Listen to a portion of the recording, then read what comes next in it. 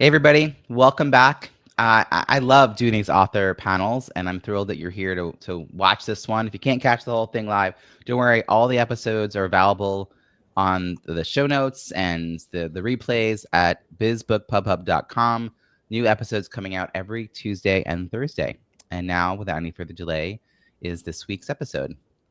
When you start writing a book, it's easy to get caught up in trying to make every word perfect. But here's the truth. Your first draft is just the beginning. The real transformation happens through revision, reflection, and the support you gather along the way.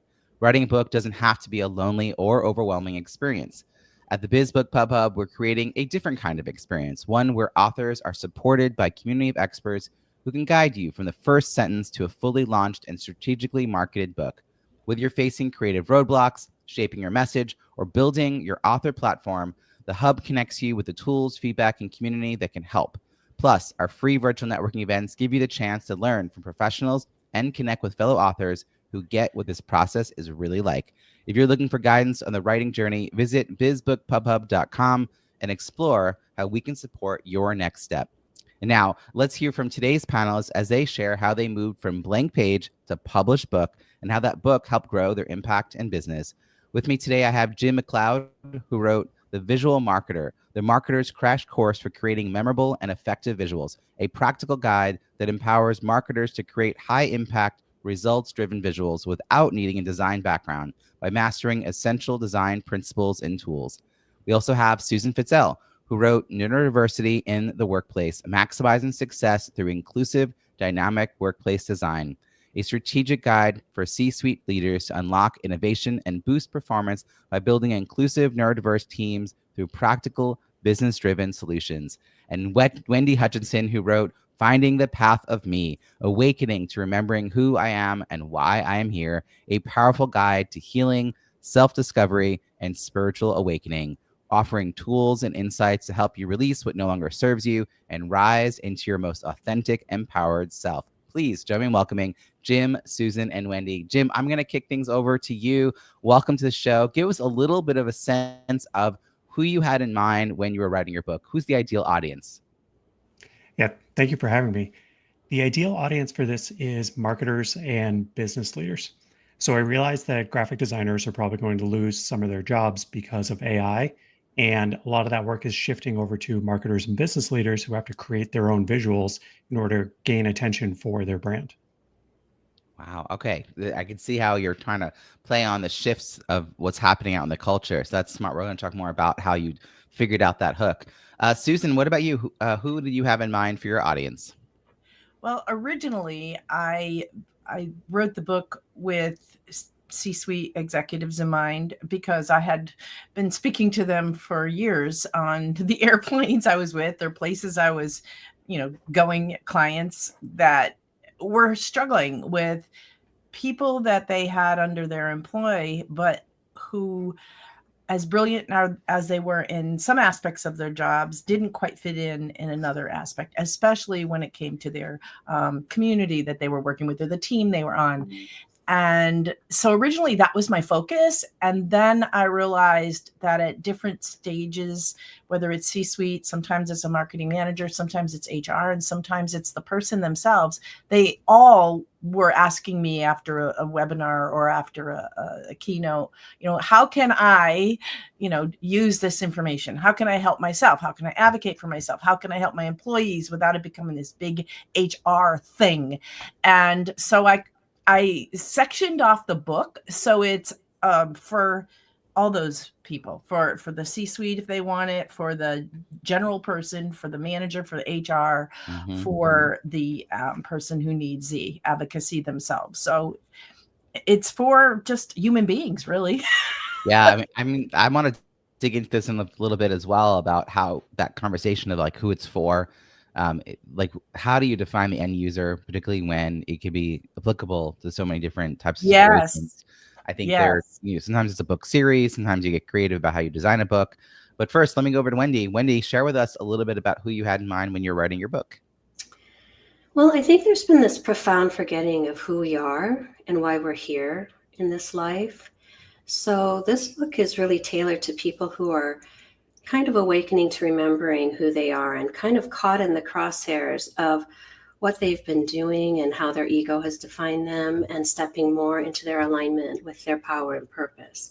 Because when we're living true to ourselves, that's where we harness all the power, and it impacts everything in our lives, our relationships, our work, our ability to be in service to others, to show up as the highest and best version of ourselves. It's true power. So until you can unpack all of the false things and the masks, take all the masks off that you've been wearing to survive and cope in life, and release the attachment to all of the definitions of who you are from an ego standpoint, this book is written to help those who are in the midst of that transition, or they're feeling this pull to be more authentic, but they're struggling. So my book offers journal prompts at the end of each chapter to help people identify with the material, which is based on my own journey. So it's a nonfiction book. And I wrote it because not everyone can afford therapy. Not everyone can afford to work with me one-on-one or to seek, guidance and support. So I wanted something affordable for everyone to access to help them on their journey back to themselves. Thank you for that, Wendy. Awesome. This is really intriguing. I'm always looking for the through line between these books, even though you're all randomly here. I think there's an intentionality. All of you have an intentionality about how you're showing up, an authentic sense of that. Jim, I want to come back over to you. I believe this is your first book, and I know that Wendy's working on another book. She just mentioned to us before we went on air, and I know Susan's been at this for a while as an author. So, Jim, I'm going to put you on the spot to talk about what it's like to write that first book, because I think a lot of people listening are in that space, and there's a lot in your head, right? Like, what were those inner messages, and how did you overcome any of those inner messages, those inner voices about writing a book? Like, how did you know you were the one that should write this book? I don't know if I was the one to write this book, but it's one of those things where I realized I kind of sit at an interesting intersection within marketing, because I started out as a designer and then moved into marketing. And I've talked to so many marketers who said, if I had your design skills, my job would be so much easier. Knowing that, I was like, okay, well, what could I teach these people? Like the basics that I learned back in school and that I don't even think about anymore because it's just so ingrained in me. Knowing that information, how could I tell people these things so that they could then take that and then do better at their jobs? So how did you decide to do that in a book format? You know what? I was listening to Mark Schaefer's book called Known, and he talks about what do you want to be known for? And initially it was like, okay, I sit at this interesting intersection, and it was like, do I want to be a keynote speaker? I don't really have time for that sort of thing. Do I want to do webinars or courses? Again, takes a lot of time. And I just started thinking about kind of the book structure. And also I had known a lot of people have written books lately. And I also had kind of a little bit of a good inspiration because I contributed a chapter to Joe Polizzi's book on the content entrepreneur. And I wrote the chapter on branding for that. And that actually came much easier than I expected. Being, a former design guy, I was never a words guy. And then once that came easily to me, I said, okay, well, once I had this idea, let's see if I can push this forward. And I didn't even tell anybody I was doing it until I had about 20,000 words. I wanted to make sure that it was something that I liked. And then at that point, I was like, okay, I'm actually doing this thing now. Wow. Okay, I'm going to pull out a few things from this. One is you were not alone in your pursuit of wanting to be an author. You had others in your social circle that had done that. So I think that matters. And it's sometimes harder to explain or describe why it matters to have other author friends, because they just will share things with you either directly, or you'll intuit ideas from them about what's next, and just the belief that it can even be possible. If you don't know anyone who's ever written a book and published a book, it's a little like, this is a thing other people do. But you're like, no, okay, yeah, it's a thing people do. So that was one. The other is that you, first of all, you were inspired by someone else, and then you were trying to figure out your own place in this work, and you started to imagine the book. I get that piece about wanting to keep it a little bit secret for a while, but I'm also really glad that you reached the point where you started to talk about it, because I think you create a better product that way. So it seems like you committed, you wanted to test yourself, and then you were able to move forward. So that's awesome. And I'm really glad you did. And I want to come back in a minute to talk about the content itself, because it's intriguing to me how you got there. But Wendy, I'm curious how things shifted for you from book 1 to book 2, as far as how you think about approaching writing a book now that you know that you can do it. And you also know things you didn't know. I mean, like I'm curious about the journey from that first book to the second book. How did you approach the first book, and what's changed for you about how you're approaching the second one? Well, experience, with experience comes wisdom, right? So when you're first starting out, you don't really, if you're a first-time author, you don't really know what's involved, what you need to do, that you need to get an ISBN number, that you need to, copyright it with the Library of Congress, that you need to find a publisher or self-publish. I mean, there's all these things that you're trying to figure out. So something that was really helpful to me was I decided to invest in someone to help me with, obviously, the editing, and someone to help me put it in format who could guide me through that whole process. So that was really pivotal and helpful. But what I did understand between book 1 and book 2 is that there are so many knowledgeable people who can offer us support as we're going through this process. You, for example, Robbie, are great. Also, I'm working with Kathy Sparrow, who was a guest on your show. So there are people who can help you really get this book out into the world. And that was the one thing that I didn't have with my first book. So I think we just keep building on our experience. Susan, you've written many books, so I'm sure you have definitely got that process dialed in for yourself, and you know exactly where you're going with it. So I think for me, just learning how to get and put myself out there without hesitation, because I felt very vulnerable with the first book, but once you take that dance and that twirl around the dance floor, you have a little more courage going out there in the second one. That vulnerability is so real. I'm really glad you brought that piece up, because even when you're a content expert and you really deeply know something and believe something, you've lived it yourself. For you, like, this book, feels very personal because it's your story plus your wisdom plus what you're trying to share something with the world. You want to have an impact, right? So there's a lot sort of bottled up in this, and you don't know all the people that you need to know. You didn't know Kathy Sparrow, right? You didn't know me. So it's harder to do when you don't have the right kind of team members, whatever those relationships might look like. So in some ways, all the learning that went into book 1, now you get to build on that to approach book 2. Do you have a topic or focus for book 2 that you want to share with us? Yeah, the second book is a different genre, but it's called The Open and the Close. And it's about New Earth, year 1, because we're kind of going through this massive energetic shift right now on our planet. So it's about that. It's awesome. About kind of, the changes that humanity is going through. So you're going to bring the audience along, even though it's a genre shift. It feels like it's still aimed at the same kind of people.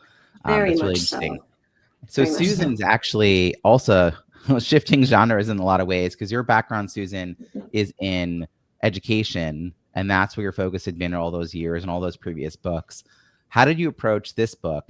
And do you know what number book this is? Because I've lost track. 17. Woohoo!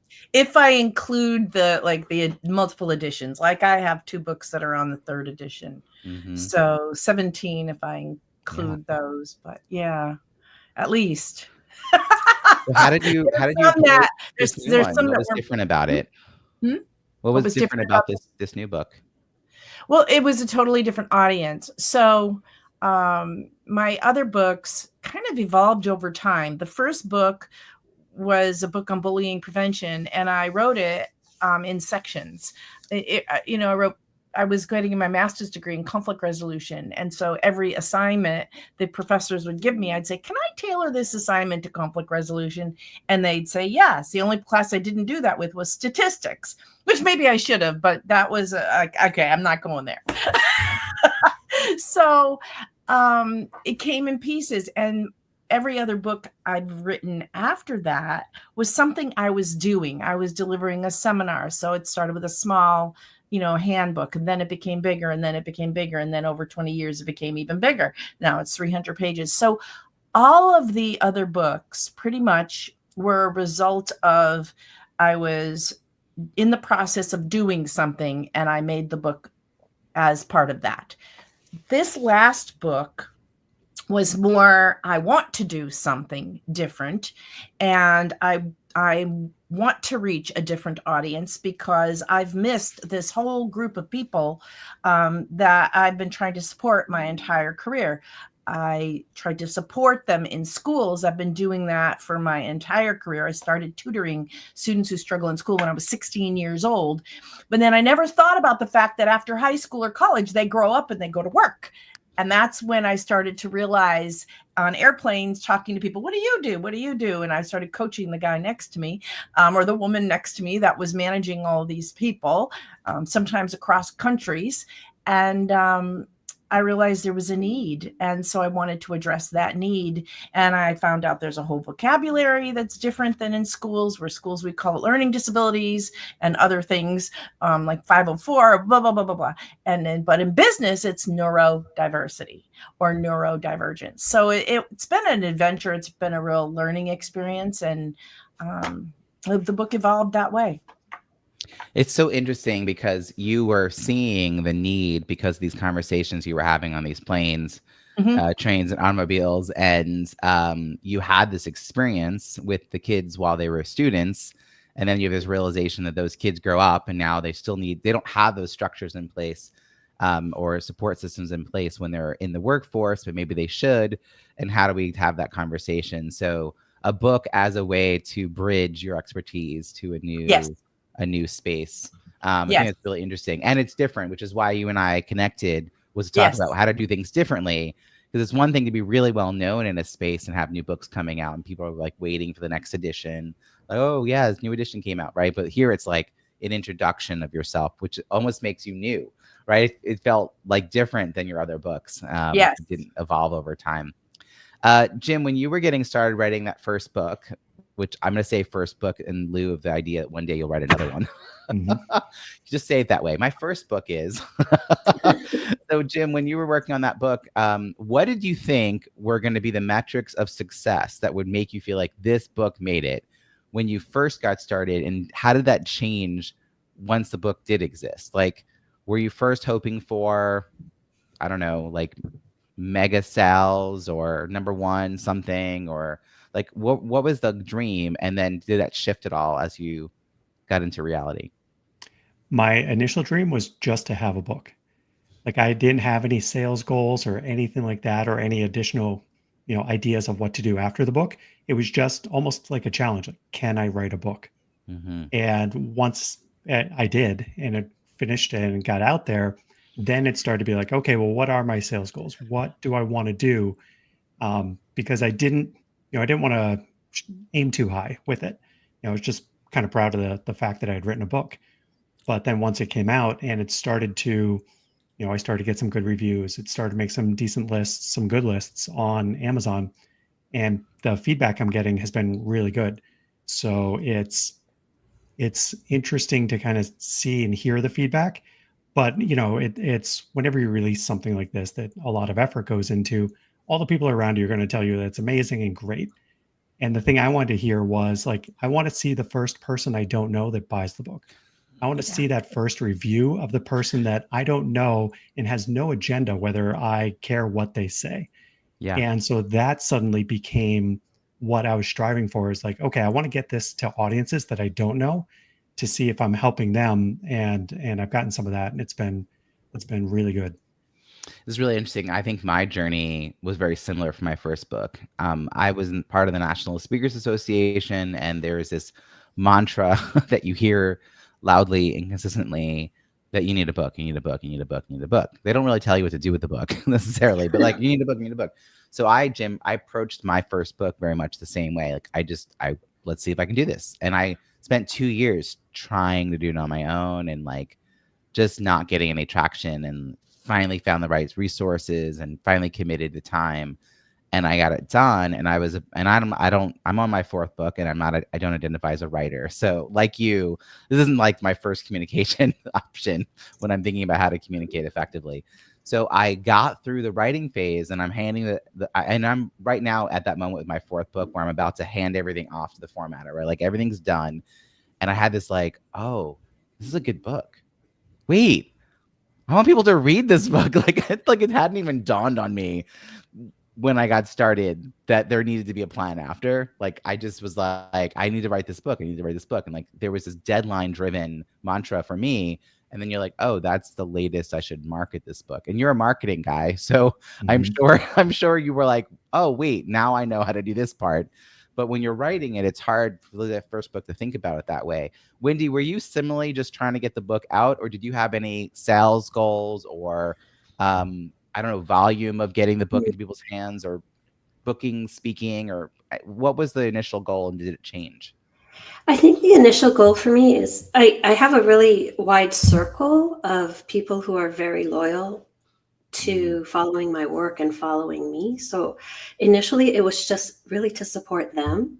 In a way, I wasn't really tied to or even thinking about numbers. Also it's my first book, so I didn't know what I was doing. I wish I did know what I was doing back then. But, ultimately, I just really wanted it to help others and to really serve the purpose as a support tool, right, for people who are going through change.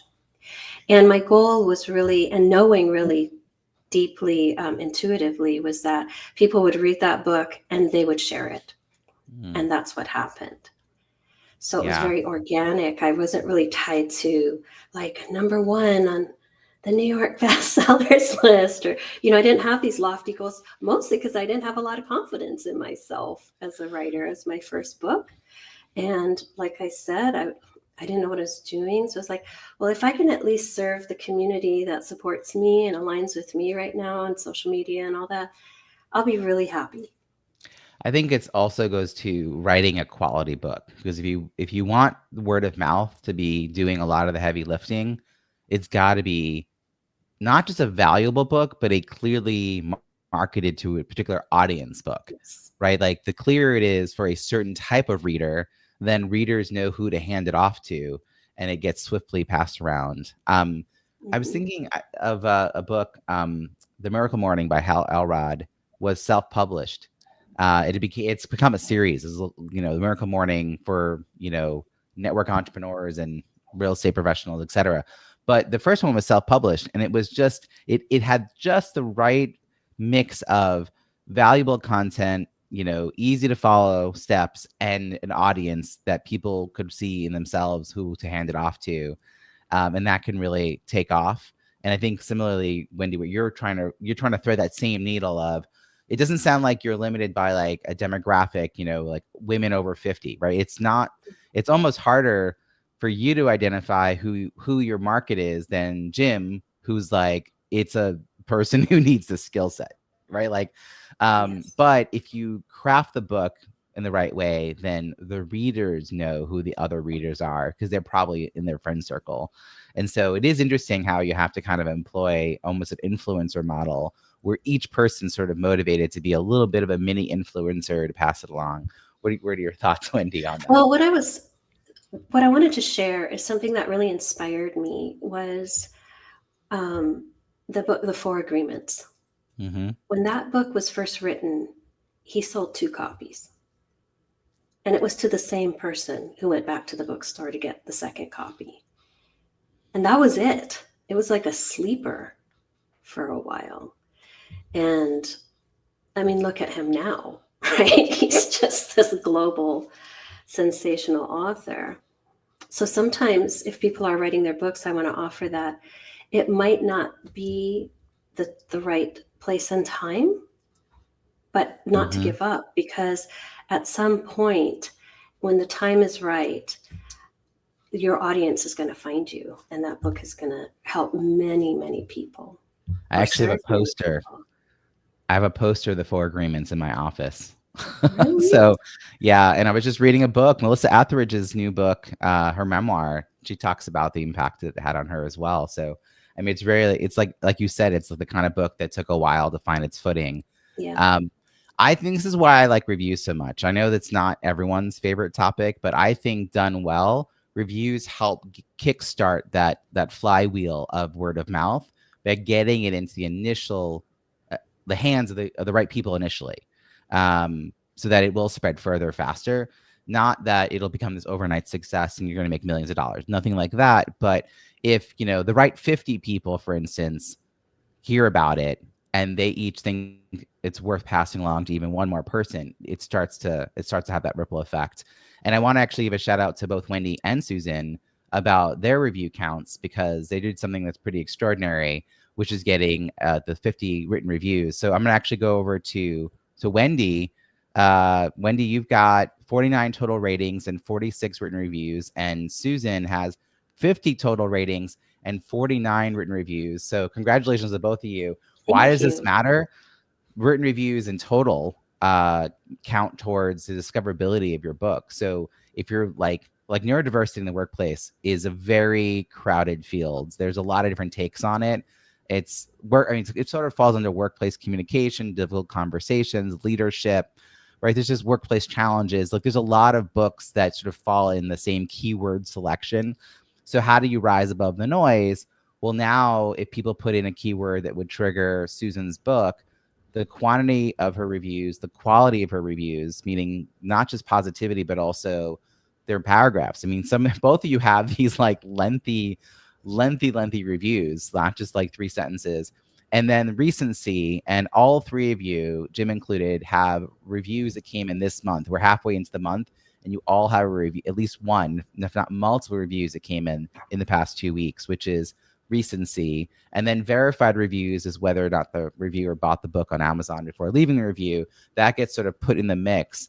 And based on all that, the algorithm decides where to rank you on the search results page. And so if you want your book to be discovered by more people who would be interested, this is a great place to be, because then people will put those keywords in. Your book will be ranked on that first page, and maybe they'll click on it and check it out, and they'll see all these other people say it's worth reading.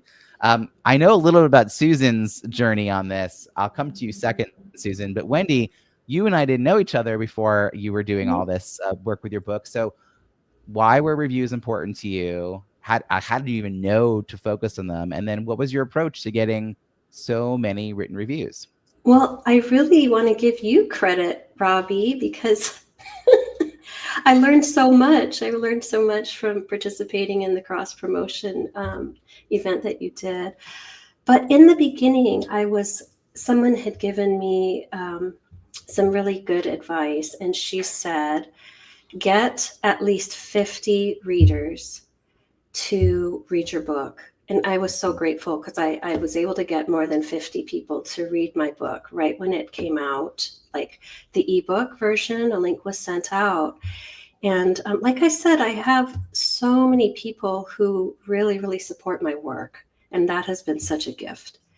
So that really helped to kind of set me on the path, even though I didn't really know what path I was on. I mean, really, this is all, I just feel like kind of an accidental success kind of story for me, because I really didn't know what I was doing. It was just kind of, I met the right people and I followed my intuition. And, I think if we trust the experts and then do what they tell us, we're very fortunate in the results, Susan, what would you like to add about your experience with this book, getting reviews versus maybe what you've done before?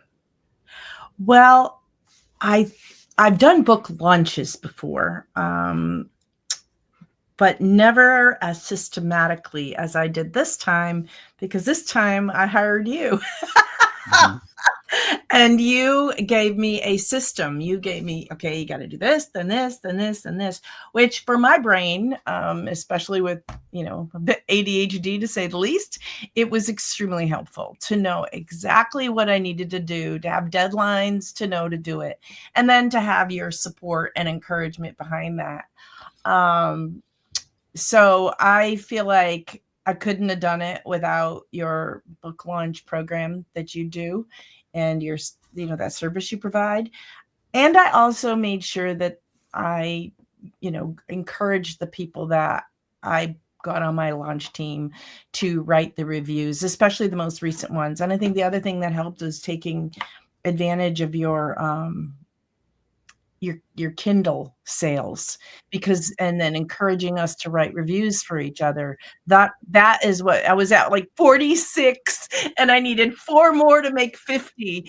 And that tipped it over the edge because people read my book and left a review, and that was really nice. So yeah, it's pretty exciting. This is the most reviews I've ever gotten on a book that is this new.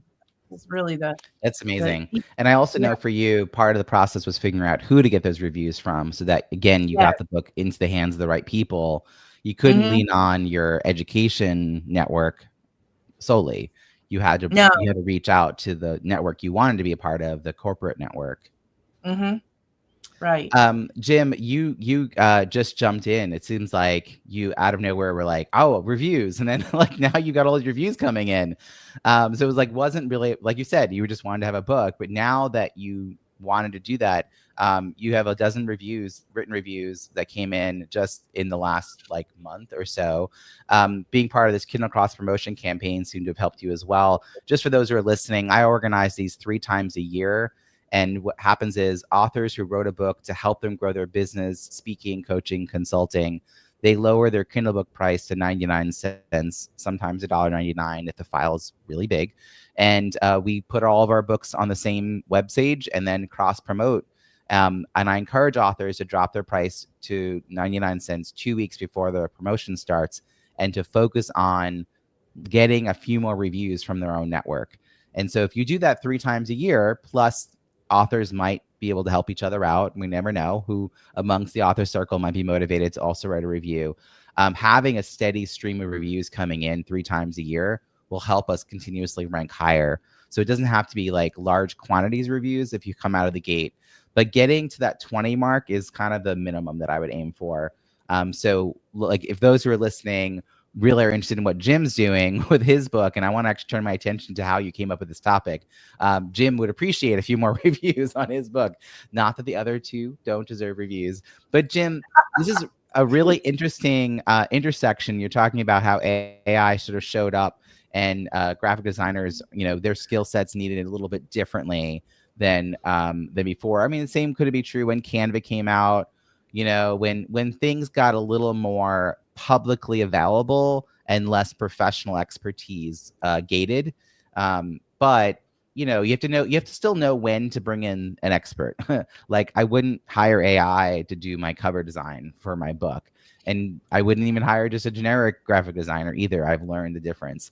But how did you see this need popping up?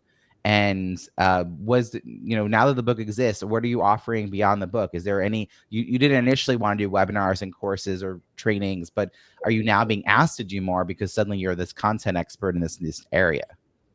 The speaking interest has definitely gone up. Podcasts and other live events are definitely coming into my inbox a lot more now, which is great.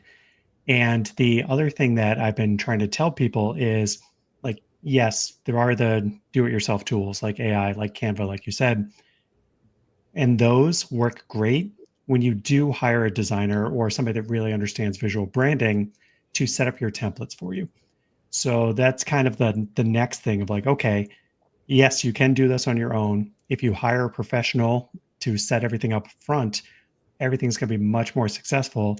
And now after reading the book, you're going to know how big to make your headline, how to make your calls to action, like how to create that visual hierarchy, because a lot of people are just like, I want to fill up all the space, right? They want to make everything as big as possible.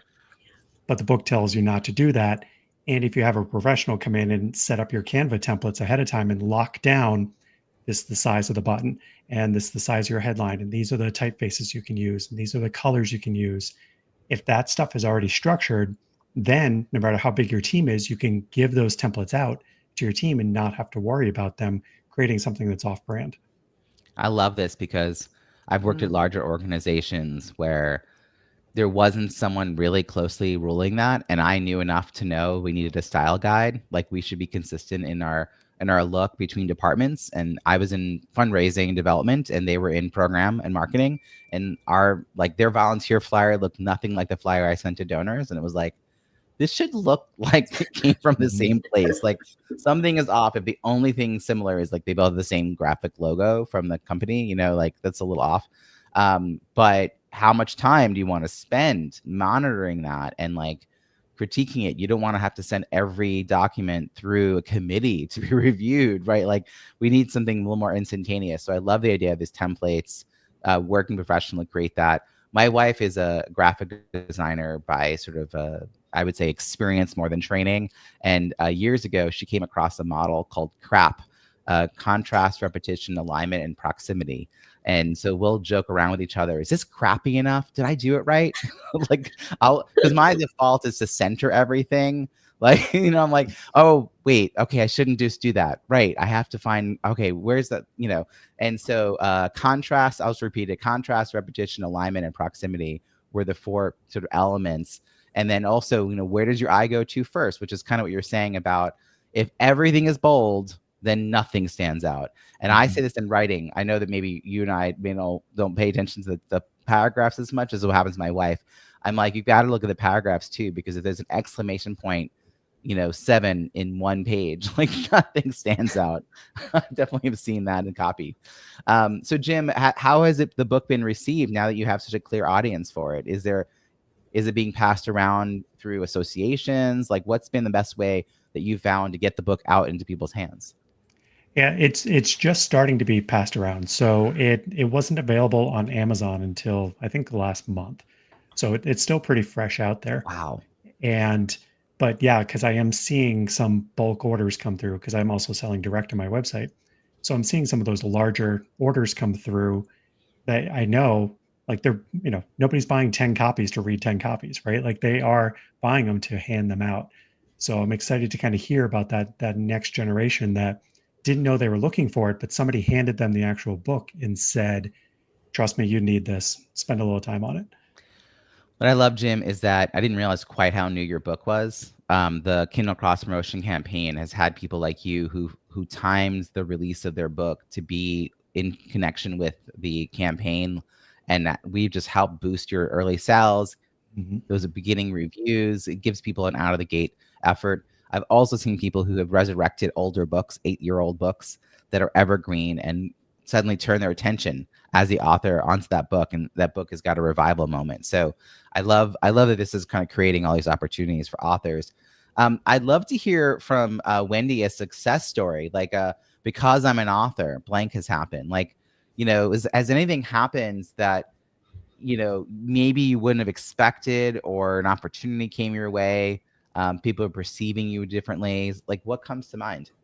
I think something that has been a surprise to me is I have been invited on so many podcasts, which has given my content and my work a lot of exposure. And that was really off the radar. I really just kind of wrote this book to be in service, and have this tool for people to reconnect back to themselves. So that has been amazing, because like this, you meet all these fantastic people when you're on panels, and I've been invited to speak at Global Summit events, and it really has opened a lot of doors for me in terms of exposure. So I have to say that's probably what it is. It's just having opportunities that weren't really on my radar before. So that's been I love that you're one. sharing that. I think for those who are listening and haven't yet got their book out into the world, it's good for them to hear about these possibilities and to start putting them on their list of hopes. And then set a goal for it. Like don't just make it a hope, but set some strategy behind that, so you can definitely get that lift. I think, Jim, you were saying something similar, like getting invited to speak, getting invited to be on podcasts, being perceived as the authority on a topic. There are a lot of events in the world, and every one of those events needs speakers, and it's hard for those meeting planners to find speakers sometimes because they want to find the right person for their audience. And if you've written a book and it's been well received, like yours has, Wendy, then it's going to separate you out from a lot of other people who are maybe talking about your topic but don't have that credibility factor. So it's really energetically, if you're trying to have a bigger reach about something, even if the goal wasn't to make money and the goal wasn't to be famous, I think just the fact that you want to have the visibility, the book really can leverage that in a beautiful way. For you, Susan, obviously you've been an author for a really long time. Has being an author of this particular book turned into anything different from what you've seen from your previous books, because now you're trying to serve a different audience? I think that as far as different, I had a lot of people say to me, "Oh, I hadn't thought about this applying to the adult world." And there's a concept I originally came up with in schools, and I called it the GIFTS mindset, GIFTS mindset. Everybody's heard of the fixed mindset and the other kinds of mindset, but nobody had that yet. I looked that up. Nobody had GIFTS mindset, because we all have gifts that we're born with. We all have gifts that we carry forward, but schools focus on the deficits. They of course they nurture the gifts, but it's always, what are you not good at so we can help get you better at it? And unfortunately that sometimes leaves out what they're good at. Like my son, he had some language disabilities. So the focus was there and on his reading and on his writing and that sort of thing. But yet he was gifted in math, and that didn't get as much attention. As a matter of fact, by the time he was in the 3rd and 4th grade, he was like on the par with everybody else because his giftedness wasn't fostered. And I just feel that happens to kids a lot. And then they get into the workplace and that just carries forward. So they're more concerned about their deficits rather than their gifts. So back to the book, what this did is it gave me the opportunity to present that concept to employers, to colleagues who work and consult and coach also. And it, even my own husband read it, and he lives with me and was surprised at that. And I was surprised at how many people found that the gifts mindset concept really resonated with them, that they hadn't thought about a person's abilities and talents that way before. So to me, that was one of the most surprising things out of the book. And, honestly, I can't remember what your first question was. No, it's good. I love it. I think the fact that you're able to take something you were known for and translate it and share it with a new audience, it's a real effort to do that. And I think kudos for making the effort, because some people would have talked themselves out of it. It's much easier to stay in what's known and comfortable than to venture into a new space. I'm really glad that you're being well received, both in the reviews that you're receiving, but also how your name is being passed around for this new work. Jim, as we wrap up, I would love to, this is my final question for all three of you, advice you would give, Jim, to someone who's writing a book to help them grow a business, speaking, coaching, consulting. Now that you went from I just kind of want to see if I can do it, to now it actually becoming something, what might you say, hey, maybe you want to think about this before you go through the whole process? Is there anything that comes to mind, Jim? Think about the launch process. So number one is just finish the book. But number two is think about the launch process. So because I have a marketing background, I kind of always had that swirling in the side of my brain as I was working on the book. And then find ways to be able to promote your work in ways that only you can.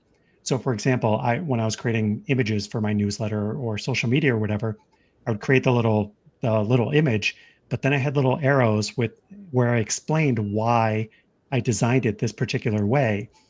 So it's informational that here's what you're going to learn in the book.